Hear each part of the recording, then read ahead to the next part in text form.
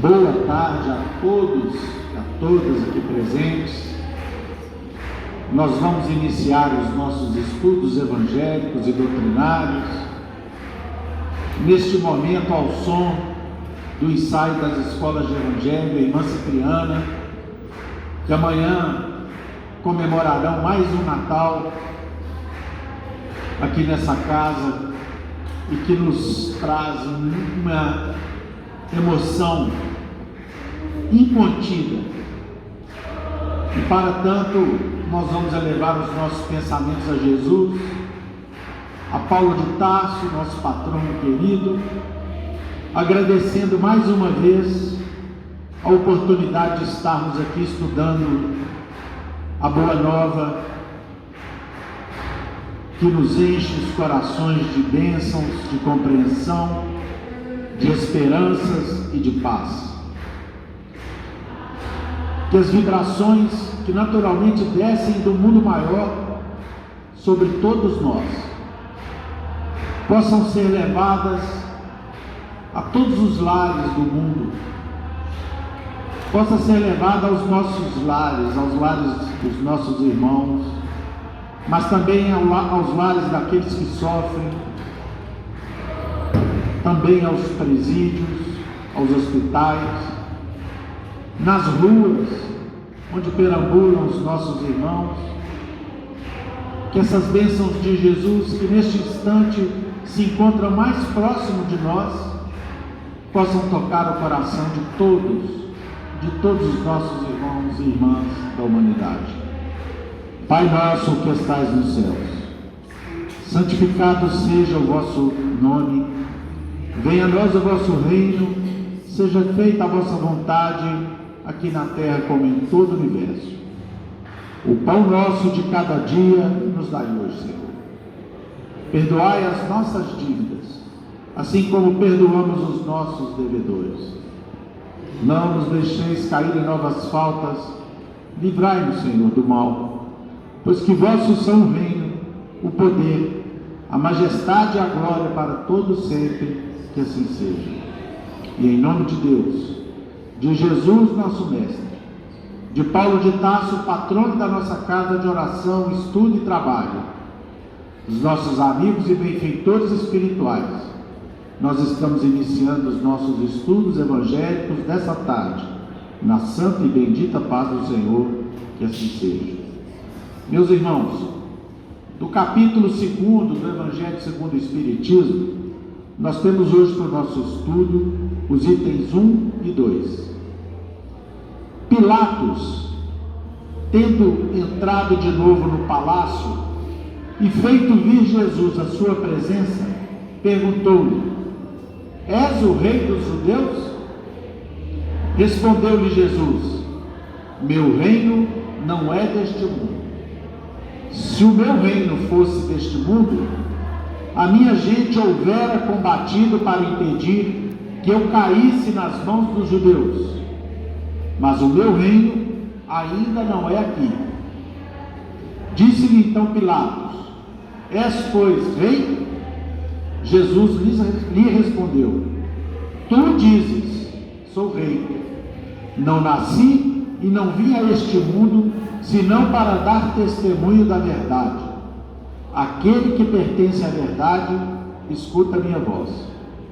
Do evangelista João, capítulo 18, versículos 33, 36 e 37. Nós temos agora o primeiro comentário de Allan Kardec a respeito desse capítulo 2, Meu reino não é deste mundo. E o comentário de Kardec tem o título de A Vida Futura. Por essas palavras, Jesus claramente se refere à vida futura, que ele apresenta em todas as suas circunstâncias, como a meta que a humanidade irá ter e como devendo constituir objeto das maiores preocupações do homem na terra. Todas as suas máximas se reportam a esse grande princípio. Com efeito, sem a vida futura, nenhuma razão de ser teria a maior parte dos seus preceitos morais.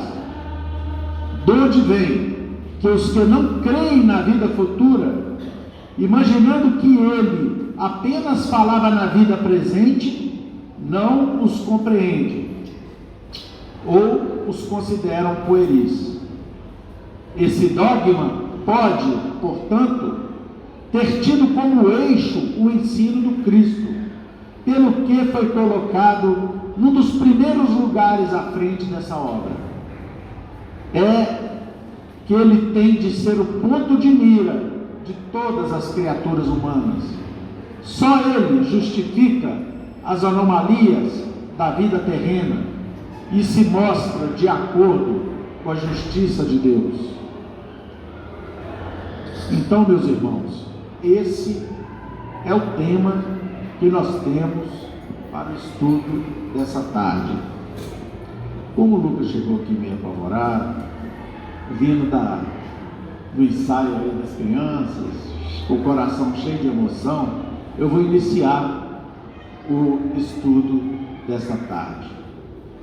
Meus irmãos, tem uma história atribuída ao mundo judeu, das antigas escrituras, que um determinado discípulo de Hilel, que foi um dos estudiosos do Velho Testamento, ao qual se atribui a criação do chamado farisaísmo, e que tinha não apenas uma inteligência invulgar, mas uma bondade, uma seriedade imensa, tanto que foi auxiliar de Jesus e é até hoje no processo de transformação do nosso planeta.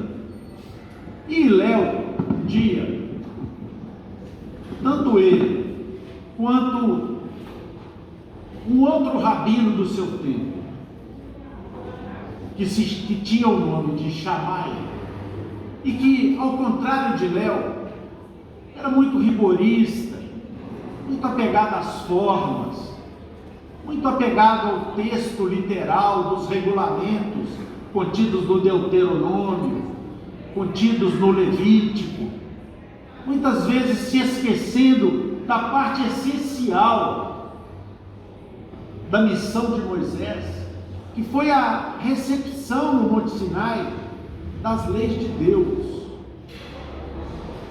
que vieram reforçar a crença no Deus único, Pai de todo o universo, de todas as coisas, e nosso Pai querido e amado. Esse discípulo, então, procura os dois, Shammai e Hilel, e propõe primeiro ao rabino Shammai o seguinte desafio: Rabino, eu gostaria que o senhor me explicasse toda a Bíblia no tempo suficiente para que até que eu consiga, durante o tempo em que eu conseguir, ficar de pé, escorado, apoiado num pé só. Num pé só. Ou seja, nós não conseguimos ficar muito tempo de pé, escorados apenas no pé, não é verdade? Depois o discípulo fez aquele desafio. O rabino Shammai, então, virou para ele: meu filho, você está ficando louco? Não tem a menor condição de eu fazer isso. Como que eu vou resumir a essência da Bíblia? São 72 livros. Enquanto você conseguir ficar de pé, apoiado no pé único, isso é impossível. O mesmo discípulo foi então ao rabino Hilel e fez a mesma proposição: Rabino, eu gostaria que o senhor me explicasse a Bíblia durante o tempo em que eu conseguisse ficar em pé, apoiado num pé só. O rabino Hilel, então, no alto da sua sabedoria, virou-se para ele e falou: então põe-se de pé agora. O discípulo tomou a posição então que ele de pé, apoiou-se apenas numa perna, e o Rabino Hillel falou assim: pois então saiba você que o resumo de toda a Bíblia contém no sentimento de amar. Ame. O discípulo, evidentemente, assustado com aquela resposta, afinal de contas ele esperava no mínimo uma preleção a respeito do resumo da Bíblia. Pergunta então ao seu rabino, ao seu mestre: mas mestre, como que podemos resumir a Bíblia apenas na expressão ame? Ele falou: meu filho, a Bíblia, com seus 72 livros, tem como essência o sentimento de amor. Os outros livros, todos os 72, eles estão lá para poder explicar esse sentimento, pura e simplesmente. E é com essa história que se atribuem às tradições judaicas que eu começo a falar para vocês do tema da nossa tarde. Jesus, meus irmãos, minhas irmãs, veio então até nós para trazer a revelação do amor. Esse foi o seu grande objetivo. E a partir do momento em que a humanidade começou a compreender o sentimento do amor, o mundo então começou a melhorar. O mundo começou a progredir muito mais rapidamente. As instituições humanas passaram a refletir esse sentimento que passou a ser compreendido individualmente por cada pessoa, por cada ser vivente aqui na Terra. E aí então o mundo começou a progredir numa velocidade que até então ele não tinha progredido. Foram milhares de anos para chegar até Jesus.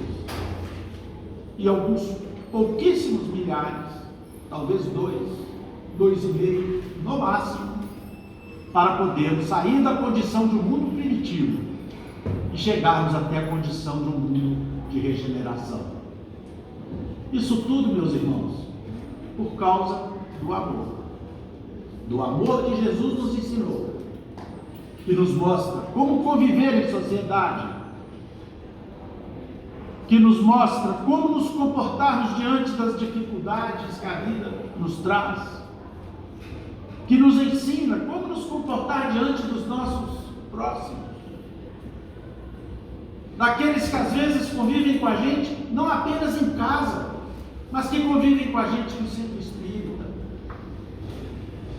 E muitas vezes, acreditando nos mesmos valores morais que nós acreditamos, mas às vezes nos desafiam, nos trazem dificuldades, põem à prova a nossa fé, a nossa capacidade de seguirmos em frente, sendo na realidade, e é assim que Jesus nos ensinou a compreendê-los, instrumentos abençoados do nosso aperfeiçoamento, criaturas que necessitam do amor que nós já conseguimos entronizar em nossas vidas, e que já está em quantidades suficientes para nós podermos doar a eles, especialmente nos momentos de risão, nos momentos de racionalidade, nos momentos em que somos colocados à prova e que às vezes custamos a compreender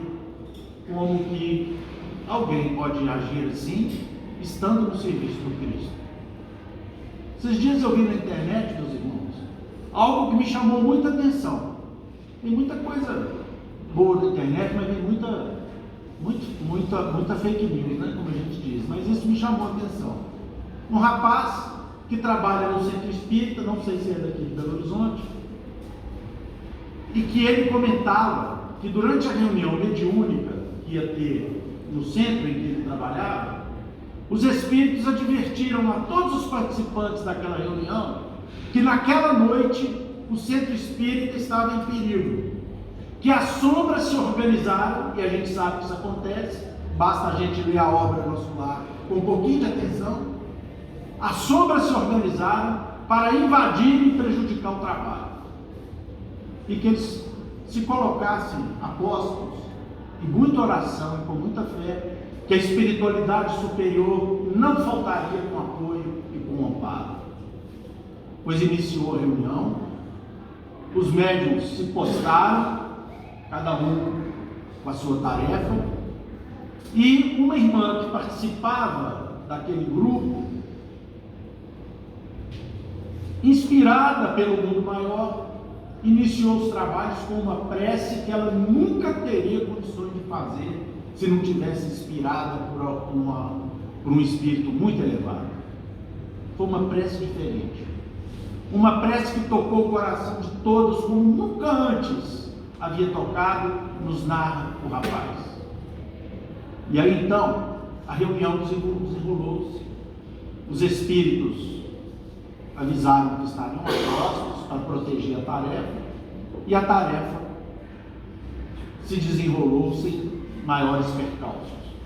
Ao final, conta-nos esse irmão, certamente preside a reunião, que eles indagaram aos espíritos como que aconteceram as coisas do ponto de vista do mundo espiritual. E aí uma das entidades, certamente apoia, dirige o trabalho a partir do mundo espiritual, disse o seguinte: olha, o que aconteceu aqui foi algo que nem mesmo nós imaginávamos que fosse acontecer. De fato, nós nos postamos para proteger a casa e para proteger o trabalho, mas acontece que depois da oração daquela companheira de vocês, inspirada por uma luz que nós não imaginamos, nunca vimos, após a oração, desceu um grupo de espíritos representados por mulheres de altíssima luminosidade espiritual, ficaram em torno de toda a casa e do trabalho, e logo em seguida, Nossa Senhora aproximou-se do trabalho, e na medida que os espíritos necessitados avançavam sobre a casa, sobre o grupo, para inviabilizar as tarefas, cada um que passava pelas barreiras protetoras eram abraçados por aquelas entidades e os seus perispíritos, por processos que nós conhecemos, mas que não vamos aqui relatar porque tomaria tempo.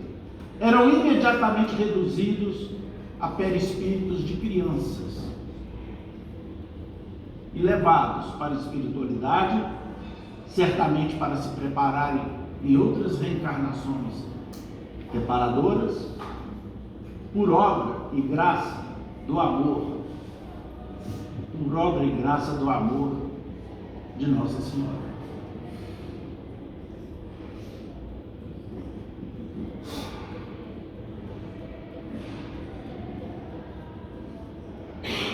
Então, meus irmãos, é por causa desse sentimento que nós todos precisamos, em especial nesse momento em que esta e tantas outras casas espíritas pelo mundo comemoram o nascimento do nosso Senhor Jesus Cristo, e que o Cristo, a sua expressão espiritual, se aproxima ainda muito mais de nós, se identifica de uma maneira ainda mais radiosa sobre os nossos corações e mentes. É que nós temos que compreender esse amor que Jesus nos ensinou e exemplificou, para podermos perdoar aqueles que ainda não entenderam, aqueles que ainda não conseguiram entender o verdadeiro objetivo de uma casa como essa, o verdadeiro objetivo de um centro espírita, o verdadeiro objetivo de Jesus em nossas vidas. Essa foi a razão porque Jesus respondeu a Pôncio Pilatos: meu amigo, meu caro, meu reino não é desse mundo.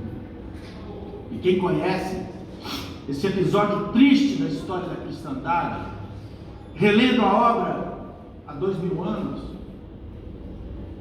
onde esse diálogo e os bastidores do julgamento, entre aspas, porque Jesus não teve um julgamento, Jesus teve um linchamento, foi ali exposto pelo nosso irmão Emmanuel, que na condição de um senador, naquela época vaidoso, correto, mas vaidoso, orgulhoso da sua condição de senador romano, representante das águias de César no mundo inteiro, presenciou, junto com Pôncio Pilatos, com Herodes, depois de ser advertido à beira do lago de Cafarnaum, diretamente por Jesus, que curou a sua filha à distância, dizendo a ele: olha, meu amigo, estou curando a sua filha não por causa de sua fé, mas por causa da fé da sua esposa, Lívia. E você está aqui diante de um minuto decisivo na sua existência. Pois foi exatamente nesse momento que o Cristo se aproveita para dizer: meu reino não é desse mundo. Porque se fosse, eu não estaria aqui, pelo poder que eu tenho. Os meus anjos me retirariam das mãos ignominiosas e covardes dessas supostas autoridades, que na realidade representavam ali a autoridade passageira e equivocada do planeta.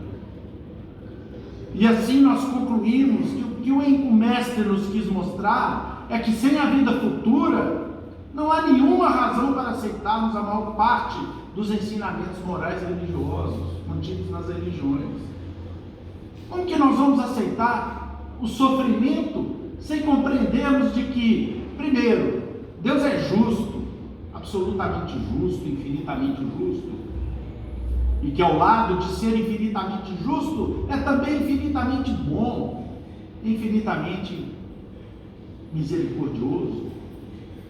E para podermos andar o passo seguinte, para a compreensão dos sofrimentos da vida, nós precisamos entender a vida futura. Para então justificarmos a razão do nosso sofrer. E para podermos calcar naquela que é a maior companheira, segundo Santo Agostinho, que todos nós podemos ter ao nosso lado, que é a esperança, compreendamos então que um dia, sabendo sofrer e buscando na vida o auxílio ao próximo na forma do amor, nós haveremos de recolher, primeiro, a compreensão e a memória do porquê que sofremos aqui, porque sempre há uma razão vinculada ao nosso passado de culpas. E em segundo lugar, que bom que nós soubemos sofrer, porque um sopro de esperança entrou em nossos corações e nos disse o seguinte: olha, amanhã vai ser diferente, isso vai passar, amanhã você terá uma outra situação. Tenha paciência e fé que esses momentos haverão de ser passageiros em suas vidas, ainda que eles durem uma existência inteira. Foi isso que Jesus tentou, evidentemente que em vão, passar a Pôncio Pilatos, que não teve a coragem moral de enfrentar os judeus e libertar o Cristo. Digo mais, conforme nos fala Emmanuel, as únicas que tentaram defender Jesus naquele momento crucial da humanidade, foram algumas mulheres, em especial, exatamente a esposa do senador Publio Lepros, que apesar de ser assediada constantemente por Pôncio Pilatos, cobrou-se de coragem, a pedido de outros cristãos, que eram seus amigos, e foi até a casa, o palácio de Pôncio Pilatos, e tentar intervir a favor de Jesus. E teve a sua atitude confundida pela calúnia do mundo. Esse, meus irmãos, é o amor que Jesus nos ensinou e que nós precisamos cultivar aqui na terra, entre nós, que nós precisamos exercitar dentro de casa, no trabalho, na rua, no centro espírita, para que nós sejamos fatores de agregação, de crescimento na casa espírita que nós trabalhamos. Porque aqui, todos nós que frequentamos, somos passageiros e caminhantes antigos, não apenas dos códigos penais do mundo, em razão dos erros graves cometidos por todos nós no passado, mas também somos herdeiros das nossas próprias iniquidades, e estamos aqui agora consertando, e achamos esse lugar aqui, que é um cantinho de Jesus aqui na terra, que graças a Deus o Cristo nos concedeu, e que muitas vezes não é ameaçado pelos espíritos de fora, como foi o caso do centro espírita, que eu acabei de narrar. Mas muitas vezes, meus irmãos, pode ser ameaçado de uma maneira muito mais perigosa por nós mesmos, pelos nossos corações desavisados, pela nossa incapacidade de compreender o verdadeiro amor e a verdadeira caridade, misturando isso aí com outras situações. Quando nós viemos aqui, na verdade, sob o pretexto de entregarmos um prato de sopa, uma peça de roupa, um vidro de remédio, um alimento, um sapato, um corte de cabelo, um enxoval para crianças, um livro. Esses são os pretextos materiais abençoados que nos trazem aqui. Mas o pretexto maior é a compreensão de que a verdadeira caridade reside no amor e no perdão. Isso é o que vai fazer a diferença verdadeiramente em nossas vidas. É o que vai fazer a diferença nos nossos caminhos. Jesus jamais falaria do amor divino, do amor que devemos uns aos outros, sem nos mostrar os fundamentos da sobrevivência da alma após a morte do corpo. Já já nós estamos buscando o mundo espiritual, é só uma questão de tempo, né? Só uma questão de tempo. Outro dia eu corri como um menino aqui nessa casa. Me lembro de algumas situações em que criança aqui eu esperava o Natal, aqui com alegria danada.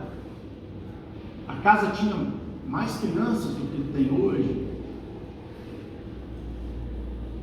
E o que a gente sempre ouvia das professoras de evangelho, eu me lembro da dona Terezinha, dizendo para a gente: olha, o importante não são os presentes, o importante é o que nós doamos a Jesus dentro dos nossos corações.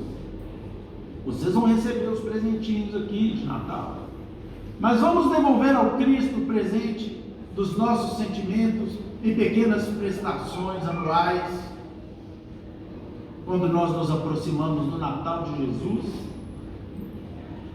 e Ele nos dá a alegria de estar mais próximo de nós. Ele próprio demonstrou isso quando deu a mais bela notícia que o mundo já recebeu, e deu essa notícia para uma mulher do povo, uma mulher que tinha um coração cheio de pecados, mas que teve a coragem moral para se redimir com o auxílio de Jesus, inspirada por Jesus, incentivada por Jesus, e sob o olhar curioso e duvidoso dos próprios discípulos do Cristo, e que se transformou no maior exemplo de coragem moral já conhecida pelo mundo, que foi Maria de Magdala. Foi a ela que Jesus deu a mais linda notícia que o mundo já recebeu, foi a notícia da sua ressurreição. Além disso, em diversos momentos, ele ratifica que o eixo dos seus ensinamentos está todo fulcrado na noção de vida futura. Quando no capítulo 4 do próprio Evangelho segundo o Espiritismo, nós vamos ver Kardec nos mostrando e recuperando os ensinamentos de Jesus aos seus discípulos e depois aos religiosos, na pessoa do rabino Nicodemos, que, cheio de vergonha, ele procura à noite para compreender como que um filho poderia entrar de novo no ventre da sua mãe e voltar à vida. E Jesus dá um dos mais belos ensinamentos da reencarnação. Então, meus prezados irmãos, minhas prezadas irmãs, Kardec colocou nesse mesmo capítulo 2, como último item, o depoimento de uma rainha francesa, quando chega no mundo espiritual.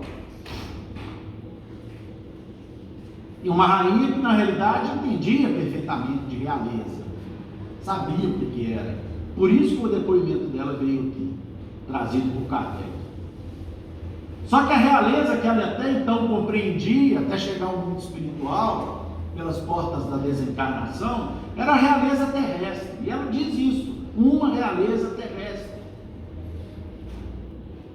E quando ela chega no mundo espiritual, ela toma um susto imenso, porque aqueles, depois de muito sofrer, aqueles que a receberam lá, foram as criaturas mais humildes do povo, que ela sequer olhava quando estava aqui encarnada na corte francesa.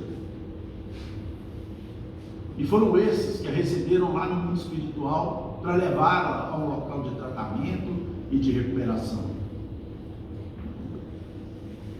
E a partir desse momento, ela mesmo depõe de maneira muito clara que a verdadeira realeza é a verdadeira realeza de Jesus.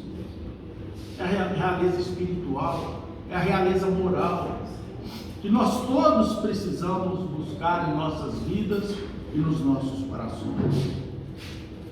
Porque se nós não entendermos, não compreendermos essa realeza que o Cristo veio nos ensinar, nós não temos condições, meus irmãos, minhas irmãs, sequer de compreendermos os ensinos de Jesus.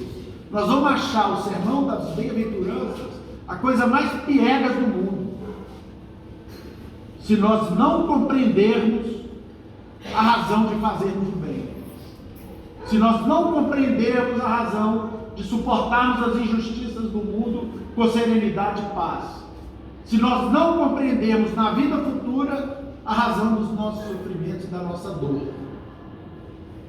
nós teríamos muito mais dificuldades para compreender o sermão das bem-aventuranças. E não foi só, não somos nós apenas que no presente momento temos essas dificuldades. Vou pedir licença de ao Lucas para entrar 5 minutos aí no tempo dele, para trazer aqui para vocês a experiência de Adolfo Bezerra de Menezes, considerado como sendo um discípulo de Jesus, um discípulo do Espiritismo, da doutrina espírita aqui na Terra, um apóstolo da caridade, um médico abençoado, que um dia, conta-nos irmão X, o quinto evangelista, radicado no mundo espiritual, não me canso de dizer, que Dr. Adolfo Bezerra de Menezes orientava no Rio de Janeiro uma reunião de estudos espíritas, e quando ele coloca a palavra livre no finalzinho da reunião, após os comentários diversos, foi então que um renomado materialista, amigo dele, lhe dirigiu uma grande provocação. Somos só nós que somos provocados aqui no Centro Espírita, não. O Dr. Bezerra de Menezes também era. E disse o seguinte: Bezerra, continua ateu, meu amigo. E não somente por meus amigos e colegas, mas também por mim, venho convidá-lo para um debate público. Olha só o tamanho do desafio que propôs o Dr. Bezerra de Menezes. Convidá-lo a um debate público a fim de provarmos a difícil e invencível condição a invencível condição, a inexpugnável condição do materialismo contra as pretensões do espiritismo. E previno a você que os materialistas que eu conheço já levantaram uma extensa lista de médiuns mentirosos, fraudulentos, de chamados sensitivos que reconheceram e confessaram os próprios enganos e fugiram das fileiras espíritas, dos que largaram em tempo o suposto desenvolvimento das forças psíquicas e fizeram declarações quanto às mentiras piedosas de que se viram envolvidos, dos ilusionistas que operam em nome dos poderes imaginários da mente. E com essa relação, Bezerra, apresentaremos um outro rol de nomes que o materialismo já reuniu, de experimentadores que demonstraram e provaram a inexistência da comunicação com os mortos, dos sábios que não puderam confirmar as factícias ocorrências da mediunidade, dos observadores desencantados de qualquer testemunho de sobrevivência e dos estudiosos enganados, ludibriados por vasta súcia, ou seja, bando de espertalhões. Esperamos dizer que você e os espíritas aceitem o repto, ou seja, aceitem o desafio.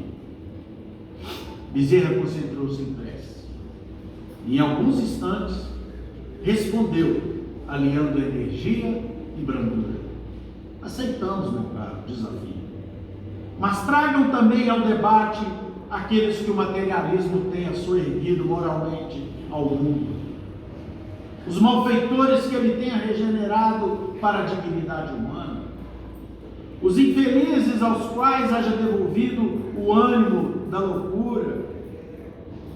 Quantos irmãos e irmãs nos procuram aqui, dizendo que estão a um ponto de pregarem os pontos? As vítimas das tentações escabrosas que haja restituído a paz do coração, as mulheres infortunadas que terá arrancado ao desequilíbrio, os irmãos desditosos, infelizes, de quem a morte roubou os entes mais caros, a cujo sentimento enregelado, ou seja, congelado na dor, terá o materialismo estendido o calor da esperança, as viúvas e os órfãos, cujas energias terá explorado para não desfalecerem de saudade ante as cinzas do túmulo, os caluniados aos quais o materialismo terá ensinado o perdão das afrontas, os que foram prejudicados por atos de selvageria social, mascarados de legalidade, a quem haverá proporcionado sustentação para que esqueçam os ultrajes, ou seja, as ofensas recebidas, os acusados injustamente, de cujo espírito revoltado o materialismo terá retirado, subtraído o véu da revelação, substituindo pelo bálsamo da tolerância, os companheiros da humanidade que vieram do berço cegos ou mutilados, enfermos ou paralíticos, aos quais terá tranquilizado com princípios de justiça, para que aceitem pacificamente o quinhão de lágrimas que o mundo lhes reservou. Os pais incompreendidos, a quem deu força e compreensão para abençoarem os filhos ingratos, e os filhos abandonados por aqueles mesmos pais que lhes deram a existência, aos quais o materialismo tem auxiliado para continuarem honrando e amando os pais insensíveis que os atiraram em desprezo e desvalimento. Os tristes que hajam imunizado contra o suicídio. Os que foram perseguidos sem causa aparente, cujo pranto terá enxugado nas longas noites de solidão e de vigília, afastando-os da vingança e da criminalidade. Os caídos de todas as procedências, a cujo martírio o materialismo tenha ofertado apoio para que se levantem. Neste ponto da resposta, o grêmio ligador fez uma pausa, enxugou as lágrimas que deslizavam no rosto e concluiu: ah, meu amigo, se vocês puderem trazer um só dos desventurados do mundo, a quem o materialismo terá dado socorro moral para que se liberte do cipoal do sofrimento, aí então, aí sim, nós os espíritas aceitaremos o repto. igual agora aqui, igual nesse momento, um profundo silêncio caiu na pequena assembleia. E porque o autor da proposição baixasse a cabeça, Bezerra, em prece comovente, agradeceu a Deus as bênçãos da fé e encerrou a sessão. E em prece comovente, meus irmãos, nós vamos ao final dessa reunião agradecer a Jesus a bênção do centro espírita, do solar em nossas vidas, e pedir ao Mestre que abençoe todos nós, para que nós possamos compreender no amor de Jesus e na lógica do esclarecimento sobre a vida futura que a doutrina espírita nos proporciona, chegarmos ao final da nossa caminhada e podermos lembrar do grande lidador e patrono dessa casa, que dizia numa de suas cartas à cristandade: percorri minha carreira, combati o bom combate e guardei a fé. Que Jesus nos abençoe.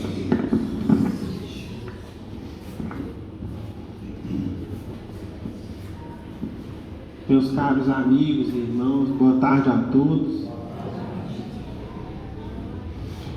Hoje nós estamos estudando um dos trechos do Evangelho de João, que traz aqui para a gente algumas falas do Cristo, entre elas, certamente, a principal, naquele episódio em que marcou-se o julgamento iníquo, sumário, sem direito à defesa, em torno da vida do Cristo, conduzida ali pela autoridade romana. Naquele episódio em que todos nós, de certa forma, já ouvimos falar ou conhecemos em maior ou menor grau, no qual o governador da Judéia, à época, lavou suas mãos, no sentido de permitir que fosse feito àquele réu o que os judeus que o acusavam queriam, de subtrair-lhe a vida, mesmo tendo a convicção pessoal de que não via culpa alguma naquele homem. É muito interessante, meus irmãos, a gente pensar, e tudo tem um porquê, e o tempo vai nos ajudando a entender e a ligar cada vez mais os fatos presentes no Evangelho. Então vamos lá. Nós observamos que a afirmativa de Jesus, que intitula o capítulo 2 do Evangelho segundo o Espiritismo, meu reino não é deste mundo, foi proferida diante de Pilatos, numa circunstância que era a seguinte: Jesus certamente teria diante da autoridade romana muito pouco tempo, talvez poucas palavras fossem conferidas a ele, ou seja, as oportunidades que ele teria de falar perante as autoridades e todos aqueles que estavam ali assistindo aquela cena, seria certamente uma oportunidade reduzida, pequenina, como se fosse, olha, você tem 30 segundos aí para dizer o que você precisa dizer, e nada mais do que isso. E portanto a gente vai inferir então o seguinte: ora, se o Cristo tinha tão pouco tempo para falar algo diante de Pilatos, e que certamente ficaria registrado para a posteridade, não só pelos evangelistas, no caso aqui João, como por outros presentes naquele julgamento, o que o Cristo resolveu então dizer? Certamente é algo de grande relevância. Tem tão pouco tempo, ele vai tentar ali dizer algo que seja um resumo, ou algo que chame a atenção do seu ministério ou daquilo que ele veio nos ensinar. Foi quando então Pilatos vira-se para ele e pergunta: és o rei dos judeus? Respondeu-lhe Jesus: meu reino não é deste mundo. Nessa simples afirmativa, meus irmãos, Jesus trazia como se fosse ali um profundo resumo de muitas coisas que ele ensinou ao longo da vida, e que certamente toda alma bem intencionada naquele instante gostaria de perguntar para Jesus o seguinte: que mundo é esse então, no qual o Senhor é rei? De onde o Senhor fala? Onde se exerce a sua autoridade, o seu reinado? Onde estão os seus súditos, os que te seguem? Imaginem, meus irmãos, se naquela ocasião essas perguntas tivessem sido feitas.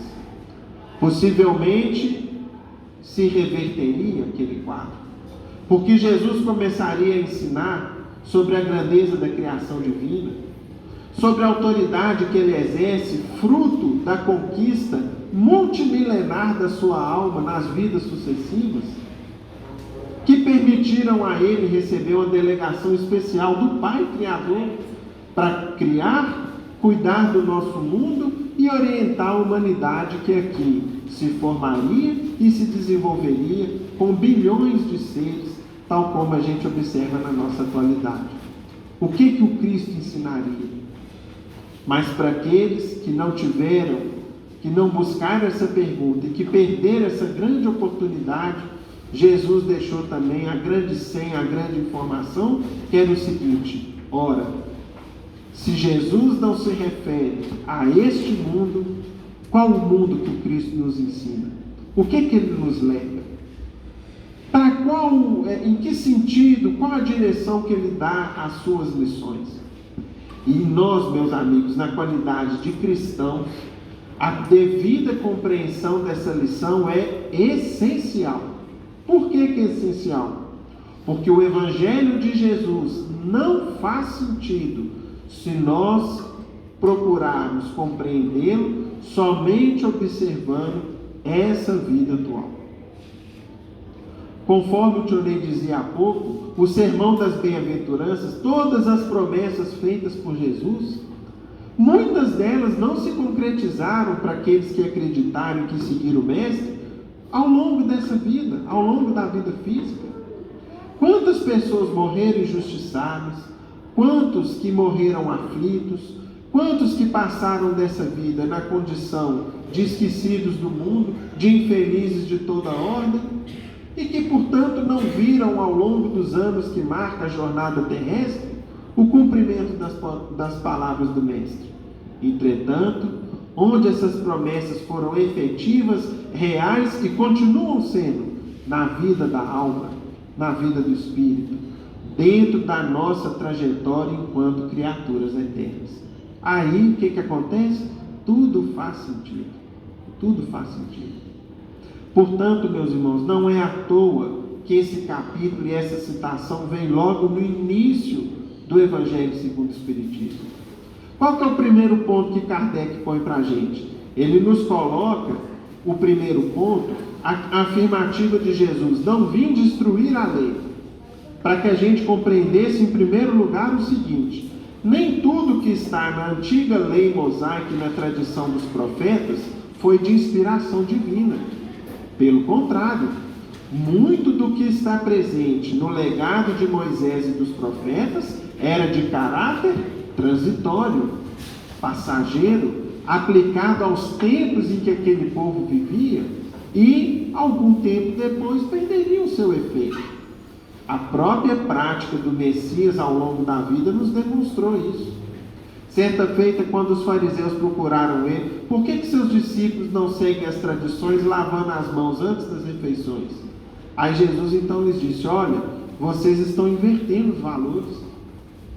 Vocês estão fazendo das tradições algo superior ao que deveria estar em primeiro lugar, que são o quê? As leis divinas recebidas do Monte Sinai. Ao inverter-se os valores, muitas vezes faz com que o povo siga uma série de ordenações, de leis, de normas que foram estabelecidas, muitas vezes até contraditórias entre si. E o exemplo mais claro disso, outro dia nós estudamos aqui na casa. O povo procurou Jesus em alvoroço, dizendo que haviam flagrado ou tomado conhecimento de uma mulher pega em falta, em falha, em adultério, dizendo que a lei definia a morte da pecadora. Ou seja, ao afirmarem isso, o que eles esqueciam antes de mais nada? Dos 10 mandamentos. Não matarás. Não nos é dado o direito de tirar a vida de quem quer que seja.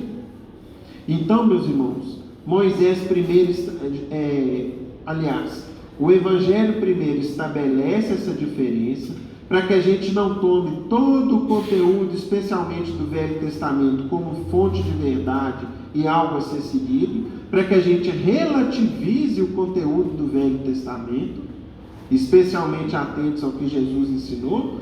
E logo no segundo capítulo do Evangelho, o que Kardec, o codificador, vai nos ajudar? Vai mostrar para a gente o seguinte: não analisem e não procurem compreender o Evangelho do Cristo sob a ótica de uma única vida. Vocês vão se enganar, vocês vão errar. É necessário analisar se a eternidade da vida, as vidas sucessivas, as vidas passadas e as vidas futuras. Aí sim, tudo vai fazer sentido. E mais, meus irmãos, a qual comportamento nos leva à devida compreensão dessas verdades? O que acontece conosco quando a gente entende que essa vida aqui é muito rápida, é muito breve, é muito passageira?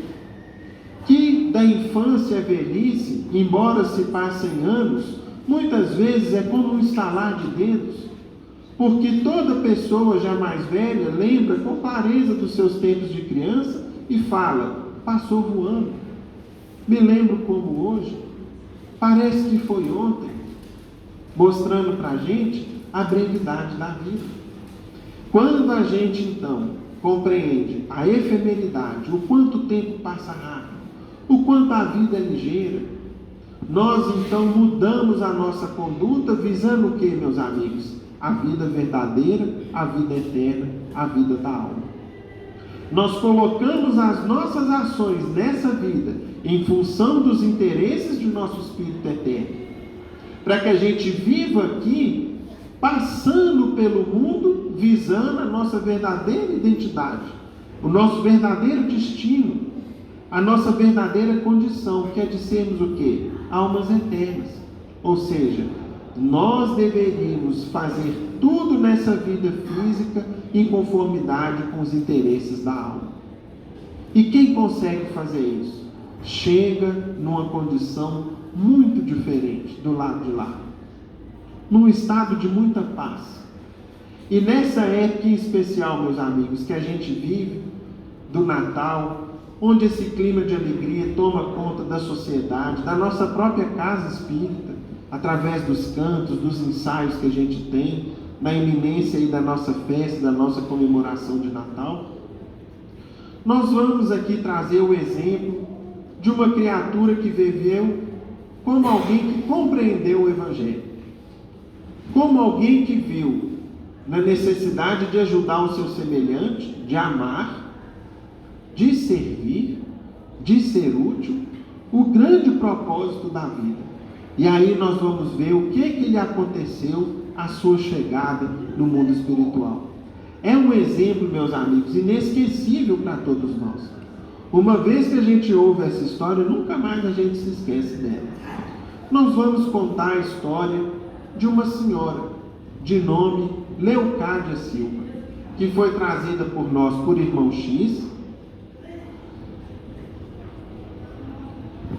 Está presente no livro Contos dessa e Doutra Vida e tem por título, lá no capítulo 26, O Segredo da Juventude. Então vamos ver. Talvez a gente já viu, né? Às vezes num filme, num desenho animado, a fonte da juventude. Hoje nós vamos descobrir aqui o que nos faz jovens. Vamos ver, vejam só. Belo anjo da justiça na balança do tempo, lá no mundo espiritual, recebia pequena multidão de espíritos recém-desencarnados da terra. Eram todos eles pessoas maduras, ou seja, pessoas que desencarnaram aí aos seus 70, 80, 90 anos, sobre as quais o ministro da lei deveria emitir um juízo rápido, fazer uma breve, rápida análise, como introdução a uma análise mais ampla, tal como um juiz na terra que, no início de um processo, pode formular um despacho saneador. Ou seja, chegou um grupo de pessoas mais velhas que desencarnaram na terra na companhia daquele ministro, daquele representante da justiça divina, e ali ele deveria fazer uma análise rápida a respeito da conduta e da vida de cada um. Velhos, gotosos e dementados, ou seja, aqueles que tiveram em artrites, dificuldades de locomoção, abatidos e caquéticos, demonstrando evidentes sinais de angústia, congregavam-se ali, guardando as características das enfermidades que lhes haviam marcado o corpo. Então vejam que interessante. Quando nós chegamos no mundo espiritual, nós chegamos, meus irmãos, ostentando a última forma em que a gente esteve na vida física. Portanto, quando nós desencarnamos mais velhos, chegamos ainda na condição de velhos ao mundo espiritual, mais ou menos fortalecidos. Às vezes estamos tão enfraquecidos que precisamos, inclusive, do quê? Do tratamento médico, hospitalar no mundo espiritual, conforme já foi informado e explicado aqui para nós. Muitos choravam à maneira de crianças medrosas.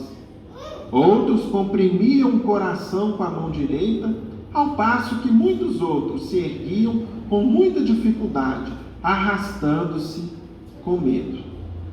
Então havia ali uma incerteza muito grande da parte de todos. As sensações da carne ainda lhes marcavam o corpo espiritual, detendo-lhes o ser nas amargas recordações que traziam do mundo.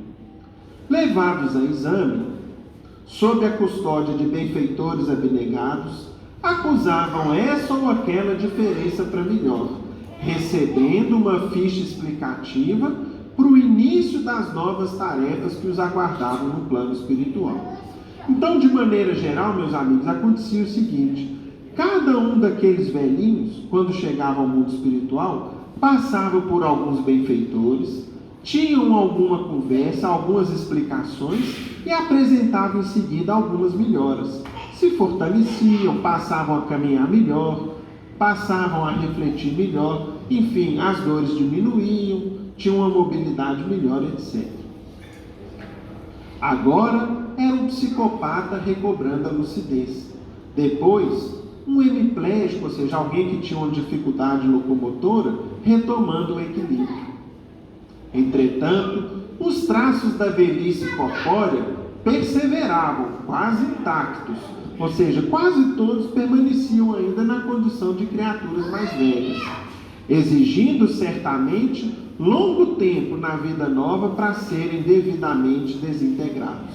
Ou seja, quase todos, meus amigos, precisariam ali de algum tempo, de algum tratamento, para poderem se fortalecer e assumir uma feição mais nova. Em último lugar, agora que vai vir a surpresa, vejam só. Em último lugar, no entanto, aproximou-se do anjo uma pobre velhinha, humilde e triste. Os cabelos cor de neve e as rugas lhe desfiguravam o rosto, que tinha cerca de 80 anos de luta física. Então chegou uma senhora com 80 anos, E é até interessante, meus amigos, a gente pensar o seguinte, Essa obra aqui é da década de 40, mais ou menos, ou seja, a expectativa de vida da época para agora aumentou, Muitos dos nossos queridos que estão à nossa volta chegam aos 90, às vezes até aos 100. Mas chegar aos 80, naquela época, era algo mais raro e difícil. Então ela chegou, de certa forma, bem enfraquecida aos 80 anos no mundo espiritual. Entretanto, quando foi levada à balança, que surpresa maravilhosa! De anotação em anotação, ou seja, a cada ponto que era lido da sua trajetória na vida física, fazia-se mais jovem. Ou seja, o anjo foi lendo os fatos marcantes da vida dela, e ela foi rejuvenescendo. É como se ela voltasse aos 70, voltasse aos 60 anos, voltasse aos 50, e de anotação em anotação, a estranha anciã converteu-se em bela menina e moça aos 20 anos primaveris. Vejam só, ela que chegou aos 80 anos fraquinha, com dificuldade de caminhar, talvez enferma, foi rejuvenescendo, até retomar a forma em seu perispírito de uma moça no auge dos 20 anos, da primavera e da juventude da vida. Toda a assembleia vibrou de alegria ante aquela surpresa inesquecível. Assustado, aproximei-me de antigo orientador e perguntei qual a razão da inesperada metamorfose. Como que aquela senhora conseguiu transformar-se de maneira tão surpreendente? O esclarecido mentor pediu então a ficha da celestial criatura para socorro da minha ignorância, e na folha branca e leve pude ler, admirado. Nome: Leocádia Silva. Profissão: educadora, professora. Existência terrestre: 701.280 horas. Estão vendo, meus amigos, como cada hora da nossa vida é contada no mundo espiritual. Agora vão vir as outras surpresas, vejam só. Primeiro item: serviço de autoassistência para justa garantia no campo da evolução. Ou seja, como que ela empregou as horas que ela tinha para poder cuidar de si mesma. Letra A: mocidade laboriosa, 175.200 horas. Número 2: magistério digno, ou seja, o tempo que ela empregou ensinando profissionalmente para ela poder sobreviver, 65.700 horas. Terceiro item: alimentação e higiene, 43.800 horas.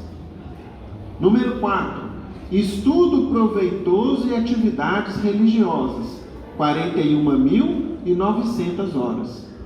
E quinto e último item: repouso necessário ao refazimento, 109.500 horas.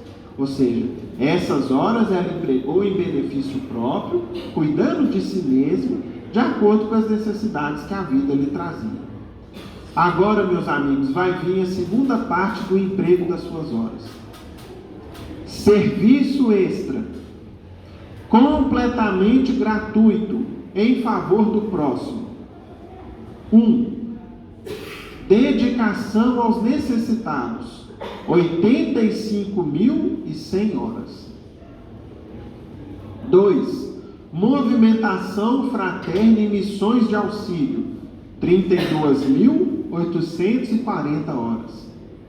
3. Noites de vigília em solidariedade aos enfermos. Quantas horas ela gastou perdendo, ou seja, sem dormir, cuidando de alguém que estava doente? 33.000 horas. 4.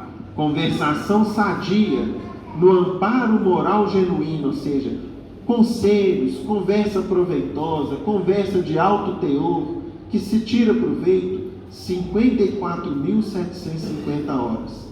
Variadas tarefas de caridade, 59.490 horas.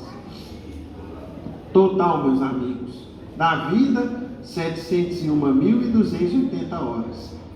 E desses 5 itens que ela dedicou de maneira gratuita, auxiliar e semelhante, não tem a soma aqui no livro, mas eu somei. Deu 265.180 horas. O equivalente a 30 anos direto, sem parar.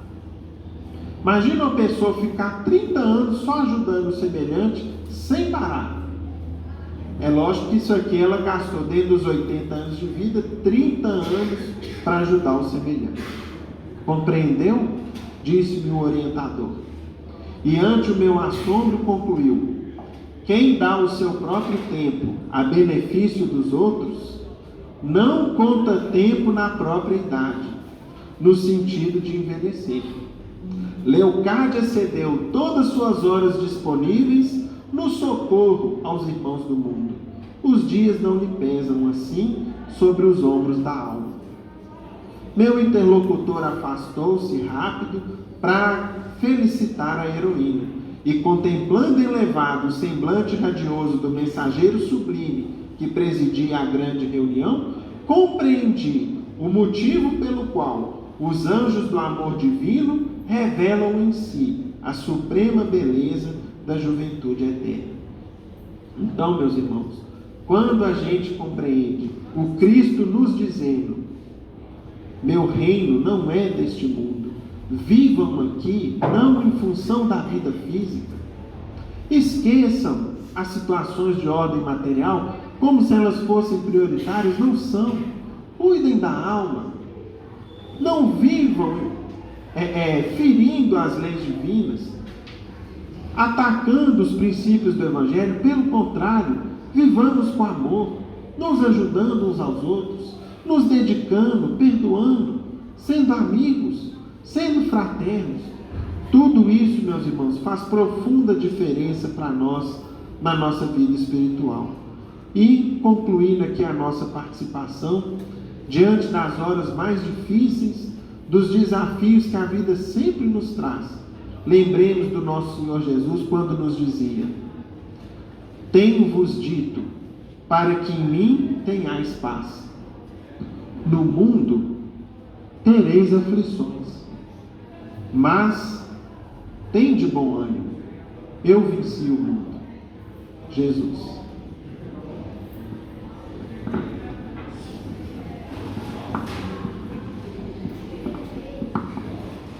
E sobre as bênçãos do Evangelho de Jesus, nós vamos fazer, e as vibrações decorrentes do estudo desse Evangelho, nós vamos fazer a prece de encerramento da nossa reunião desta tarde, não sem antes convidar a todos aqui presentes que queiram e que possam as festividades de Natal das escolas de Evangelho Espíritas Irmã Cipriana dessa casa, que ocorrerão amanhã a partir das 14 horas. Senhor Evandro, faz a prece para nós, por gentileza.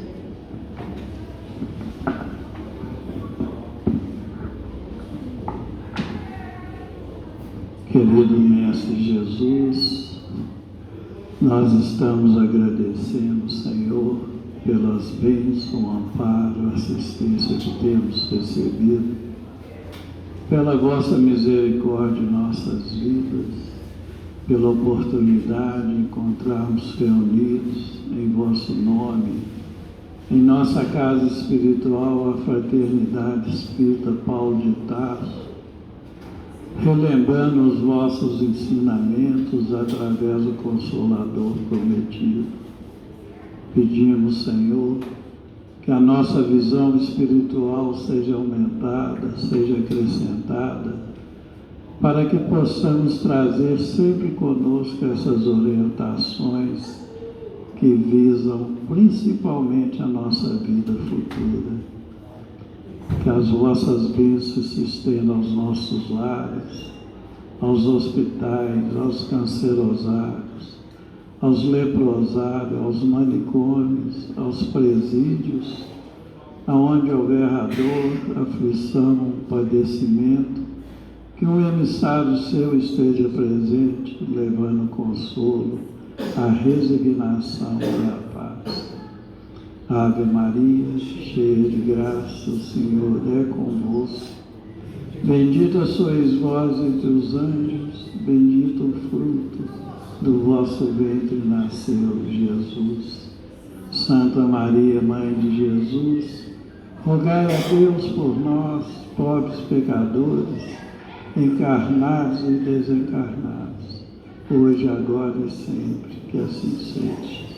Devolvemos a palavra ao nosso irmão Euler, para que ele possa encerrar a reunião da tarde. Com essas rogativas, em nome de Deus, de Jesus, nosso Mestre amado, de Paulo de Tarso, patrono da nossa casa de oração, estudo e trabalho,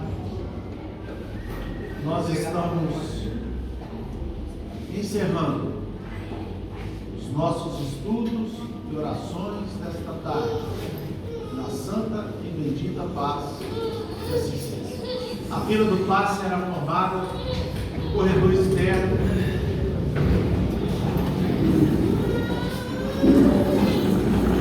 Aqueles que desejarem fichas para médico, pedimos aguardar assentados nas cadeiras, nos bancos.